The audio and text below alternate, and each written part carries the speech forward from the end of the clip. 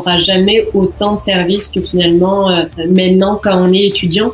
Et c'est vrai, le paradoxe un petit peu, c'est que quand on est étudiant, on se sent mal à l'aise d'utiliser ses ressources en se disant « non, je suis là pour mon doc, il faut pas que je fasse autre chose, il faut vraiment que je sois concentrée sur ça ». Mais finalement, un doctorat, ça nous prépare à cette vie d'adulte de travail professionnelle et l'entrepreneuriat ou toutes les opportunités que l'université nous offre font partie de notre parcours. Oui. Alors ce projet-là, il est né finalement d'un point que j'avais soulevé en maîtrise. Lors de mon projet de maîtrise, je me suis rendu compte qu'il y avait certaines maladies qui étaient vraiment mal diagnostiquées par les médecins. Et je me suis vraiment intéressée au pourquoi et comment on pourrait aider un petit peu plus les médecins dans cette phase de diagnostic-là. Et ce qui était intéressant de voir, c'était que la recherche était très développée. Donc, les chercheurs avaient déjà publié énormément d'articles sur un petit peu les algorithmes qui pourraient aider au diagnostic de ces maladies-là. Mais finalement, il y a très peu de médecins généralistes qui vont prendre le temps de lire la recherche, lire ces articles-là. Et c'est là où j'ai senti qu'il y avait vraiment un gros gap entre la recherche et la clinique. Et je me suis demandé comment je pourrais donner finalement toutes ces connaissances, faire ces connaissances beaucoup plus accessibles facilement aux médecins pour qu'ils puissent l'utiliser réellement dans les diagnostics. Et c'est pour ça que j'ai eu l'idée de développer une application donc d'aide au diagnostic, mais vraiment spécialisée pour ce type de maladie. On appelle ça donc c'est les dyslipidémies. C'est dans ce domaine-là que j'ai fait ma maîtrise. Et elles sont vraiment beaucoup plus fréquentes ici au Québec, donc c'est vrai qu'il y avait un besoin encore plus important ici.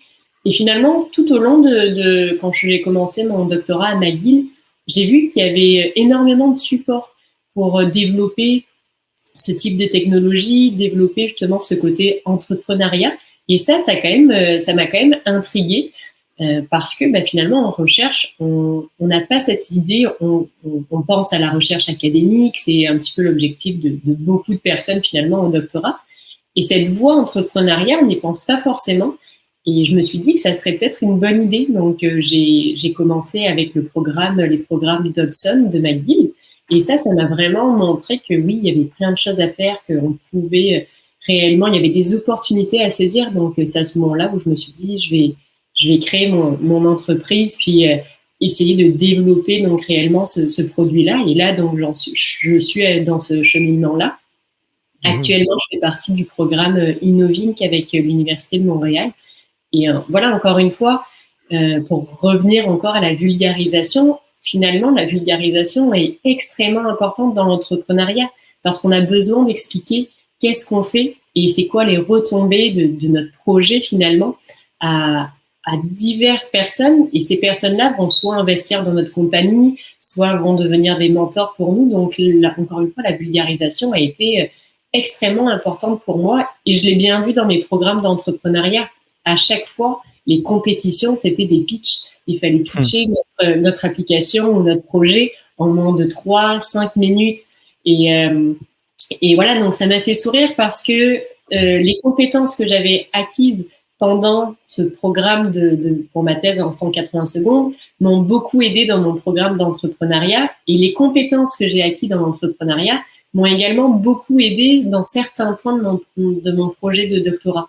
Et c'est pour ça que quand je disais c'est bien d'avoir plusieurs cordes à son arc, au final, toutes ces compétences m'aident à améliorer l'ensemble de mon doctorat, l'ensemble de mes projets, autant personnels que professionnels. Et ça, je trouve que ça apporte encore une fois beaucoup de choses. Par contre, il faut essayer de trouver un équilibre en effet entre vie personnelle et vie professionnelle, parce qu'au doctorat, on nous demande un petit peu de savoir tout faire, donc écrire des articles, faire des conférences, avancer sur nos projets de doctorat, avancer sur des cours. Donc, c'est vrai qu'on se retrouve facilement finalement sous l'eau. Et oui, cette gestion d'emploi du temps est quand même difficile. Mais il faut essayer de trouver au maximum cet équilibre entre faire des choses différentes, des tâches différentes, tout en respectant cet équilibre vie perso, vie de travail. Est-ce que ça a été facile d'embarquer dans ces projets avec l'acceptation ou en tout cas le support même de tes encadrants? Alors oui, j'ai la chance quand même d'avoir une directrice qui s'est montrée vraiment ouverte à ça. Donc ça a été une bonne chose. là, justement, on continue à voir comment on pourrait même travailler ensemble sur ces divers projets. Mais ça a été une crainte. Je cacherai pas quand même que ça a été vraiment une crainte parce que moi, ma crainte, ça a été que finalement mes directeurs de doctorat soient un obstacle pour mon projet personnel. Et ça, c'était quelque chose que j'avais vraiment peur. Et une fois que j'ai commencé un petit peu plus à en parler, à montrer vraiment que j'étais capable de mener les deux choses en même temps, puis que ça n'allait pas impacter mon doctorat, que c'était quand même ça mon premier focus. Mais c'est sûr que ça a beaucoup aidé et ça a permis même de trouver du support dans ce projet personnel-là. Donc ça, c'est une bonne chose. Et c'est vrai que là aussi où j'étais chanceuse, c'est que l'université de McGill, autant McGill que l'UDEM, supportent énormément leurs étudiants dans ces parcours-là. Donc je pense que si quelqu'un veut se lancer dans ça, il faut saisir cette opportunité. Je ne sais pas si c'est la même chose une fois qu'on a terminé les études, mais en tout cas, je trouve qu'il y a énormément de support, énormément de ressources disponibles pour les étudiants. Et ça a été vraiment super de voir autant de support. Mais moi, c'est sûr, ça, je le dis souvent, j'ai toujours peur de trop le répéter, mais je vais le dire encore une fois, quand vous avez droit à des choses, à des services, que ce soit, par exemple, l'appui à l'entrepreneuriat que tu viens de mentionner, ou que ce soit des services en santé mentale ou en tout cas de santé en général, aussi l'appui à la préparation à la carrière. Vous avez droit à plein de choses pendant que vous êtes affilié à l'université que, très souvent, le jour où vous avez votre diplôme ou dans les mois qui suivent, vous perdez ces accès-là. Oui, ça c'est sûr je pense qu'on n'aura jamais autant de services que finalement maintenant quand on est étudiant. Et c'est vrai, le paradoxe un petit peu, c'est que quand on est étudiant, on se sent mal à l'aise finalement d'utiliser ces ressources en se disant, ben non, je suis là pour mon doc, il faut pas que je fasse autre chose, il faut vraiment que je sois concentré sur ça. Mais finalement, un doctorat, ça nous prépare à cette vie d'adulte, à cette vie je dis d'adulte, mais à cette vie finalement de travail. Professionnel. Voilà, professionnel et l'entrepreneuriat ou toutes les opportunités que l'université nous offre font partie de notre parcours. Et ça, c'est important de le garder en tête. Finalement, ça fait partie de mon parcours-là. Et je pense que c'est aussi pour ça que ma directrice m'a montré beaucoup de support dans ce projet-là. C'est parce que ça peut être potentiellement une voie, une carrière par la suite après mon doctorat. Donc, il ne faut pas se fermer des portes et il faut vraiment s'autoriser à utiliser toutes les opportunités qu'on a lors de notre parcours. Et ça, oui, je suis d'accord avec toi. Il y a énormément de ressources que McGill propose. Il y a même des conseillères ou des conseillers qu'on peut voir à McGill pour nous orienter. Et je pense qu'il n'est jamais trop tôt de le faire. Donc ça, c'est vraiment quelque chose que je recommanderais à tout le monde parce que c'est comme ça que moi, j'ai découvert les programmes Dobson et ils m'ont été énormément utiles finalement pour la suite des choses.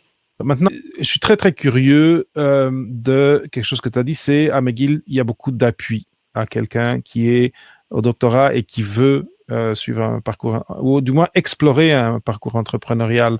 Est-ce que tu peux expliquer un petit peu, et en tout cas, on a encore quelques minutes, est-ce que tu peux expliquer un petit peu quelle forme prend cet appui-là? C'est quoi le type de service que tu as senti qui t'ont vraiment aidé à dire, OK, je vais sauter à deux pieds dans ce projet-là. Qu'est-ce qui sont des arguments encore pour convaincre quelqu'un qui écoute et qui se dirait « Ah, je suis pas sûr que c'est pour moi » ou « Je suis pas sûr si je devrais. Je sais pas exactement comment ils vont quel appui je vais recevoir. » Qu'est-ce que tu aurais un peu à décrire comme service ou comme appui ou comme mentorat que tu as reçu? Justement, les programmes Thomson, ils vont englober beaucoup de choses. Déjà, le support que j'ai eu, ça a été des supports au niveau des connaissances. Moi, je m'y connaissais zéro finalement dans l'entrepreneuriat. Je savais pas du tout par quoi commencer, comment il fallait faire, comment il fallait que je m'y prenne. Et ce programme-là m'a permis d'avoir quand même certaines bases, certaines notions pour regarder un petit peu le marché, pour regarder à quoi il faut faire attention finalement quand on se lance dans l'entrepreneuriat. Donc, juste d'avoir certaines bases au niveau des connaissances, déjà ça, j'ai trouvé ça très utile. Après, les programmes Thomson aussi, une grande force qu'ils ont, c'est qu'ils nous ont mis en relation avec beaucoup de personnes. Donc, ça a pu créer des liens. J'ai pu trouver aussi des mentors dans l'entrepreneuriat. Et ça, finalement, ça a une valeur, mais quasiment inestimable. Parce que l'entrepreneuriat, encore une fois, c'est un petit peu comme le doctorat. C'est un parcours qui est très solitaire. on se pose beaucoup de questions, on n'est jamais sûr de faire la bonne chose.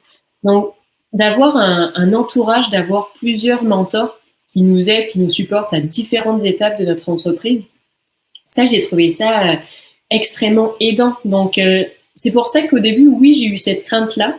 Et une fois que je me suis inscrite, j'ai commencé à m'inscrire dans les programmes Thomson, mais également maintenant dans le programme Innovink avec Udemy. J'ai pu réellement être encadrée, supportée dans mes décisions. On m'a beaucoup orientée justement sur regarde telle ressource, telle personne peut t'aider. Et finalement, c'est cet ensemble-là de connaissances, de réseaux et d'opportunités qui m'ont permis vraiment de me dire allez, je me lance et on verra bien ce que ça donne, mais au moins je me lance. Et ça, les 2 programmes m'ont énormément aidé pour ça. Où est-ce que, si tu te projettes dans 3 ans, 5 ans, déjà, je suis sûr que tu aimerais avoir ton diplôme. Mais côté entrepreneurial, où est-ce que tu aimerais être par rapport à ce projet-là? C'est sûr que là, pour les prochaines années, j'aimerais vraiment aller non seulement tester, valider cliniquement mon produit auprès des centres de recherche. Donc, les programmes déjà m'ont permis certaines collaborations.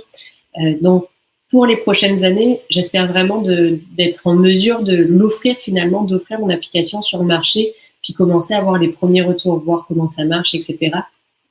Je pense déjà si juste avec ça, ça me permettrait d'avoir une très bonne idée de, OK, c'est quoi que ça représente, une mise en marché d'un produit, de reprendre, d'avoir le retour finalement des médecins qui l'utilisent, puis d'améliorer constamment notre application. Donc ça, c'est vraiment c'est ça que je vois finalement dans les prochaines années de cette application-là, de ce projet entrepreneuriat-là. Après, est-ce que je me vois travailler toute ma vie dans l'entrepreneuriat ou travailler pour une entreprise que j'ai créée moi-même? Ça, c'est encore quelque chose qui est difficile à savoir parce que c'est vrai que la recherche académique, c'est ça qui m'a toujours attirée. Par contre, je garde en tête que c'est possible en faisant de la recherche académique, de rendre accessibles nos recherches au grand public en créant des applications, en créant des entreprises comme ça. Et ça, je pense que ça peut être quelque chose qui va m'intéresser pour les 3, 5, 6 prochaines années.